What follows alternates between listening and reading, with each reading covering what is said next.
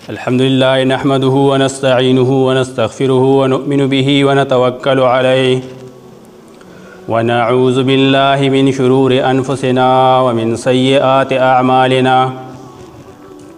من يهدي الله فلا مضل له ومن يضلله فلا هادي له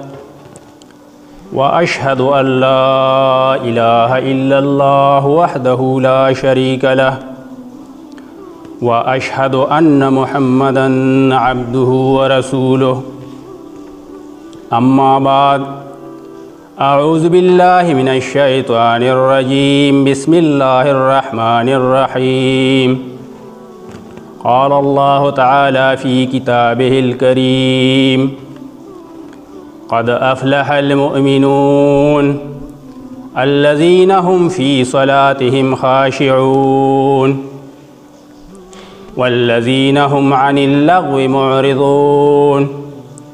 والذين هم للزكاة فاعلون والذين هم لفروجهم حافظون إلا على أزواجهم أو ما ملكت أيمانهم فإنهم غير ملومين فمن ابتغى وراء ذلك فأولئك هم العادون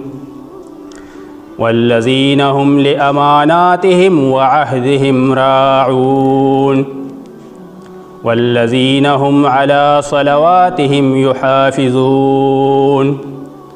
أولئك هم الوارثون الذين يرثون الفردوس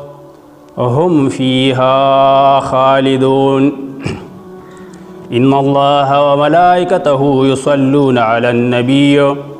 يا أيها الذين آمنوا صلوا عليه وسلموا تسليما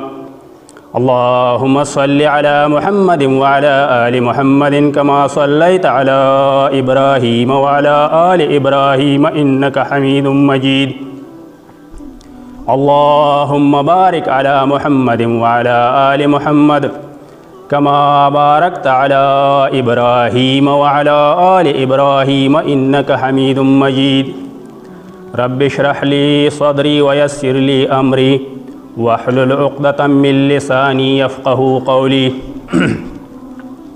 عزت مندو دا الله دا کلام دا قرآن مجید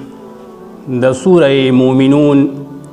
لنبیسو آیاتون استاسو دوران دی ما تلاوت کرل دا دینا مخی دا سورة حج پا آخری آیاتونو کے هم دا اقامت الصلاة او دا ایتاء زکاة دا منز دا قائمولو او دا زکاة دا ادا کولو دا اغی حکم او دا اللہ تعالی دین پا مضبوطیا سره نیولو حکم دا سورہ حج پا اخیرنی آیاتونو کے ذکر شوی دی آغا مضمون دا دی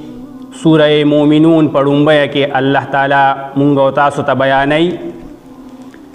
او آغا خلق چی اغوی منس قائم کی او زکاة ورکی او دا اللہ پا دین روان شی نو دا آغا خلقو اللہ تعالی وضاحت کئی منگا تا چی دغا خلق سوک دی نو اللہ فرمائی بسم اللہ الرحمن الرحیم قد افلح المؤمنون یقیناً چی فلاح امون دل مومنانو کامیاب شو المومنان او کم مومنان الذین هم فی صلاتهم خاشعون اغا مومنان اغا خلق چی اغوی پخپل منزنو کی اجزی اختیاری خشوع کی عجزی کی اللہ تا نو آغا مخ کی صورت کی دا منز دا قائمولو ذکرو او پدیزے کی منگا تا اللہ وی چی مومنان خو منز قائمی پدی کی خو شک نشتا دے ذکر پا قرآن کی پا بلزے کی پا یو مقام کی رازی چی دادا یعنی دا دی نشاور سیزونو او دا دین دا منکیدو او دا اغی اگا حکمون دیو بیا اللہ پاک پا آگے کے وی چی شیطان دستاسو پا مینس کی دا عداوت او دا دشمنی چی تاسو دا اللہ دا احکاماتو نمانی کی او دا منز نمانی کی نو آیا تاسو دا منز نمانی کی دو علائیے نو مطلب د دې خبرې دا دی چې مونځ د مؤمنانو دپاره یو داسې حکم دی یو داسې رکن دی چې د دې ځان ته مؤمن وایي نو د هغې نه خو د ده منې کېدل او رستو کېدل او پاتې کېدل د سره نشته دی ځکه چې مونځ ته الله تعالی یعنی که په قرآن پاک کې په سوونو کرته د هغې ذکر او تذکره راغلی ده په ډېر سختۍ سره او په ډېر تاکید سره د هغې د کولو او په نه کولو یې وعید راغلی دی نو بل اړخ ته په روایاتو کې او په احادیثو کې د هغې ډېر وضاحت او ډېر تفصیل راغلی دی نو د مونځ نه خو منې کېدل شته دی نه ځکه چې مونځ ته د نبي صلی الله علیه و آله وسلم د روایاتو مطابق سره الصلاة معراج المؤمنین مونځ چې دی نو دا د مؤمنانو دپاره د معراج درجه لري معراج دی او دغه رنګ چې کوم دی نو الصلاة عماد الدین مونځ د دین ستن ده او نو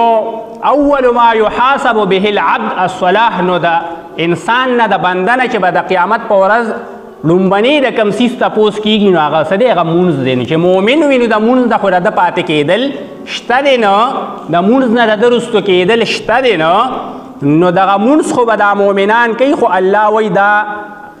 هغه خلک دي دا مؤمنان چې دا مونځ خو به دوی کوي خو دا به ډېر په عجزۍ سره کوي زمونږ او د ستاسو د مونځونو په شانتې مونځ به نه چې راشو او عادتي ته ورشي کوم دی نو ښکته شو او پورته شو جومات ته رالو او جومات نه لاړو او مونږ په دې پته باندې پوه نه شو چې مونږ په دې مونځ کې څه ووې مونږ په دې مونځ کې د الله سره کومې وعدې وکړې آیا مونږ به د دغې وعدو خیال ساتو او که به نه ساتو چې کومه وعده مونږ په دې مونځ کې الله سره روزانه کوو یو وعده دا کوو چې ایاک نعبد و ایاک نستعین ای الله خاص تا عبادت به کوو خاص تا نه چې کوم دی نو استعانت او مدد غواړو نو آیا مونږ عبادت کوو او که نه کوو او کو کوو نو چې د خاص الله کوو او که نه د الله په ځای نور خلک هم په عبادتونو کې شریکو د الله سره او بیا د هغه عباداتو مختلف قسمونه که هغه قولی دي او که بدني دي او که مالی دي او که هر قسمه عبادات دي لکه قرآن کې فخپل الله پاک نبی علیہ السلام ته وی قل اے نبی ته ووایا ان الصلاة ونسکی ومحیای ومماتی لله رب العالمین تو ورته اے نبی اعلان وکړه چې زما مونځ زما قربانی زما روژه زما حج زما ژوند زما مرګ دا هر څه چې کوم دی نو خاص د یو الله دپاره دی چې رب العالمین دی نو د مونځ دغه اهمیت چې په هغې څومره خبرې کې نو هغه نه ختمیږي او نه راغونډیږي په یو څو الفاظو کې خو لنډه خبره دا ده چې په حدیث کې راځي څنګه چې تاسو ته مو وویل چې دین ستن چې ده نو هغه مونځ دی او من اقامها فقد اقام الدین ومن ترکها فقد هدم الدین چا چې قایم که دا مونځ نو دین یې قایم که او چا چې پرېښودو نو دین یې ونړو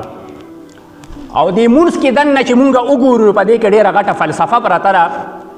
خصوصا که د دې الفاظ او د دې معنی او د هغې مطلب ته مونږ سوچو که څنګه چې ما تاسو ته وویې نو لومبې دا چې ای الله خاص تا عبادت او خاص تا نه استعانت دا زمونږ چې دی نو د ژوند مقصد وی نو یو په دغې باندې چې انسان روان شي د ده نه بغیر الله پاتې شي او د یو الله طرف ته به دې متوجه شي بل چې بیا مخکې مونږ په دې مونځ کې ځو د الله سره مونږ ډېرې وعدې کوو د الله نه دعاګانې م غواړو اللهم ربنا آتنا فی الدنیا حسنه وفي الآخرة حسنه وقنا عذاب النار نو څه مقصد دی په دې کې چې مونږ عاجز یو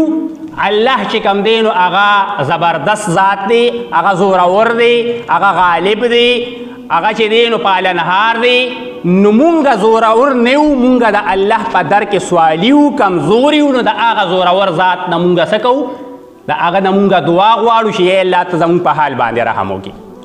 ته مونږ ته زمونږ ګناهونه معاف کړې زمونږ خطاګانې معاف کړې بل څوک نشته چې مونږ ته معافي وکړي نو که تا راته معافي ونه کړه ای الله نو مونږ به د ظالمانو نه وګرځو مونږ به تاوانیان شو دغه را مونږ په مونځ کې الله سره څه کوو وعده کوو چې التحیات لله والصلوات والطیبات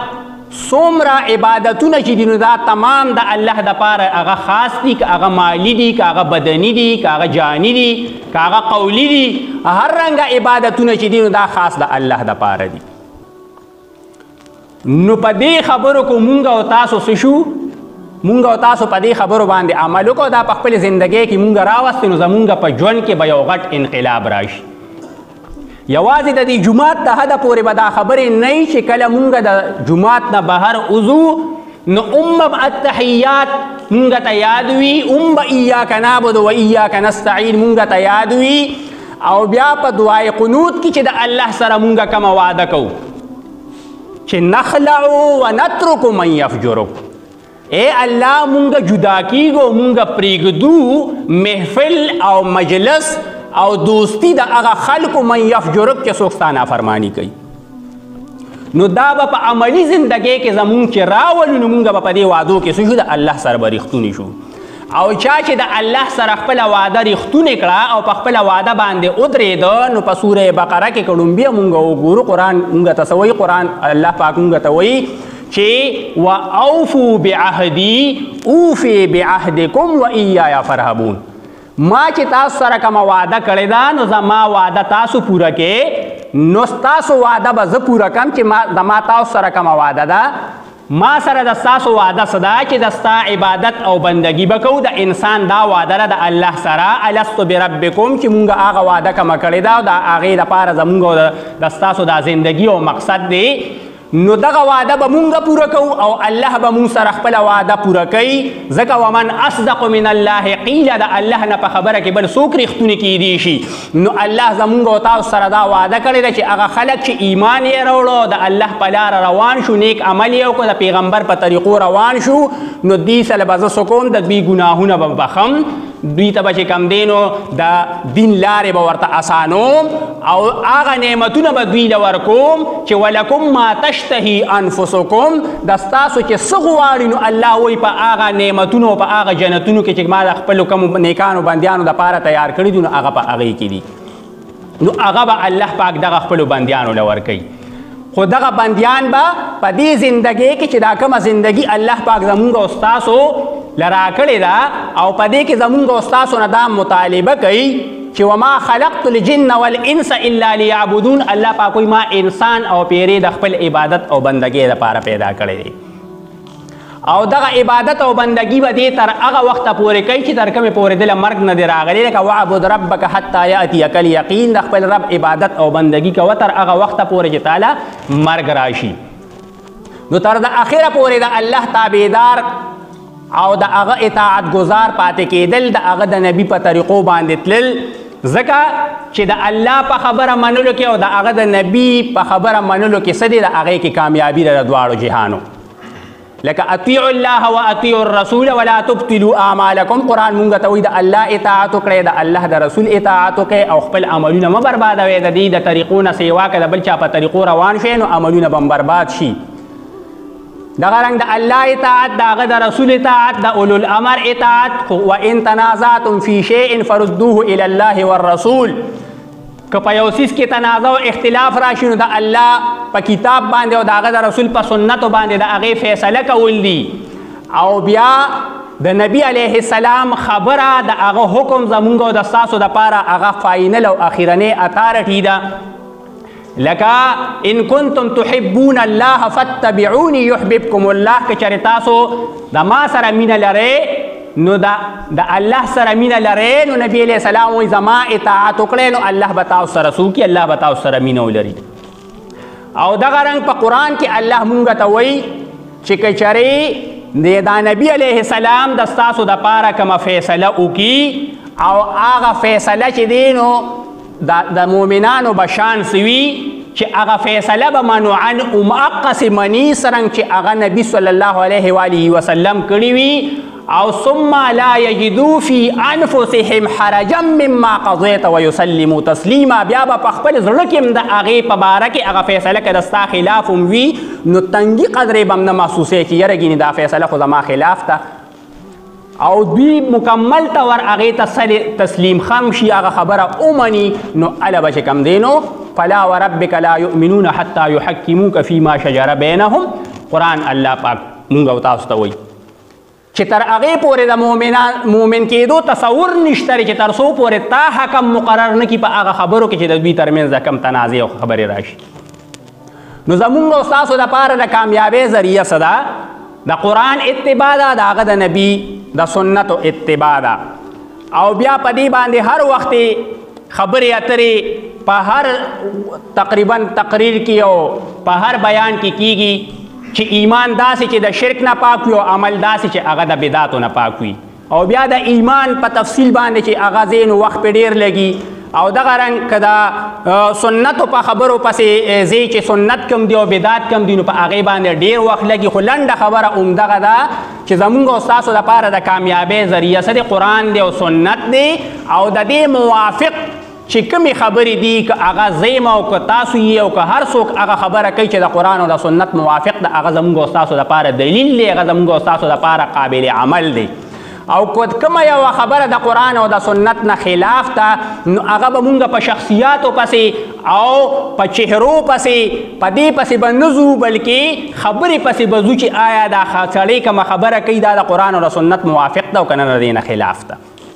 نو دغه به زمونږ او د ستاسو دپاره د کامیابۍ ذریعه ګرځي. نو ځکه الله پاک مونږ ته وایي چې دا مؤمنان هغه خلک دي چې دوی په خپلو منځونو کې خشوع کوي، عجزي کوي. نو د مؤمن زندگی د عجزۍ نه ډکه ده. د ده به خپله انا نه وي، د ده به خپل تکبر او غرور نه وي، بلکې څه چې وي نو هغه به د الله د رضا دپاره وي چې الحب لله والبغض لله. مینه به هم د الله د رضا دپاره ساتي چا سره. او که د یو کس نه ته په څه وجه سره نفرت کې د هغه د عمل نه نو هغه به هم د الله د رضا دپاره وي چې دا دې کم عمل کوي کم کار کوي نو دا د الله د دین مخالف دی، د هغه د نبي د سنتو نه خلاف دی. د دې وجې نه ته د هغه عمل او هغه کار نه خوښې نو دا د الله دپاره وي. نو ځکه مؤمنان سری دا خشوع کوونکي دي، دا عجزي کوونکي دي په خپلو منځونو کې. او د مونځ اهتمام دا به څه کوي؟ دا به ډېر په عجزۍ سره او ډېر په طریقې سره به دی کوي. او مونځ د چې راشي نو د ده توجه به د الله سره وي، د ده توجه به په خپل ذاتي کارونو باندې نه وي. نو چې مونږ په خپل مونځ باندې توجه ورکو او د الله سره دا خبرې دي، دا مونځ چې زمونږ او ستاسو خصوصا سوره فاتحه په احادیثو کې راځي چې دا د انسان او د الله ترمنځ مکالمه ده. څه حصه د انسان دپاره ده او څه چې کوم دی نو هغه د الله د طرف نه ده.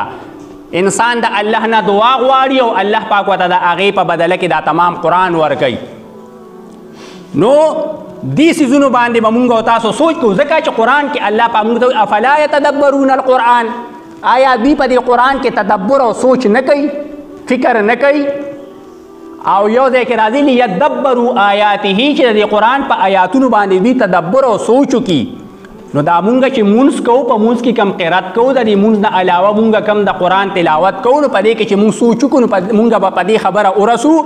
چې تکبر خاصه د الله ده، لویي خاصه د الله ده، عظمت الله لره دی، بډایي الله لره د انسان عاجزه دی.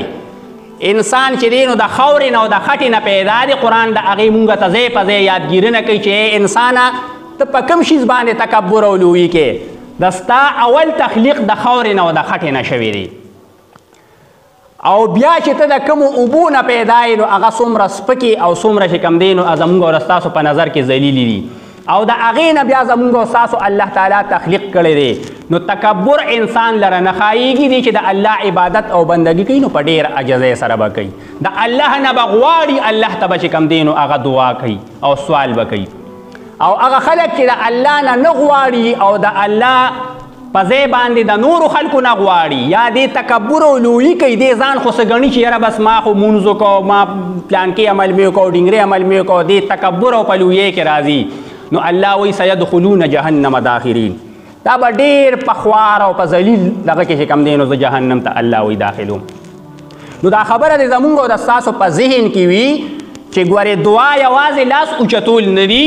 خو که زمونږ کوم عمل دی چې د مونځ نه پس د مونځ نه علاوه که مونږ چېرته څه تلاوت وکړو یا بل څه نیک عمل وکړو او مونږ دا 2 لاس او 2 خپې چې کوم دی نو همداسې د جوماتونو نه وځو منډې ونو، دا عادتا زمونږ ښه نه دی. په مونږ کې څومره خلک دي چې د مانځه نه پس یا د مانځه نه مخکې هغوی راځي او قرآن راځي او د هغې تلاوت کوي. دا د الله یاد دی که نه، د الله ذکر دی که نه. د قرآن نه بل غټ ذکر د الله کم کیدي شي چې مونږ هغه راوالو او هغه وګورو.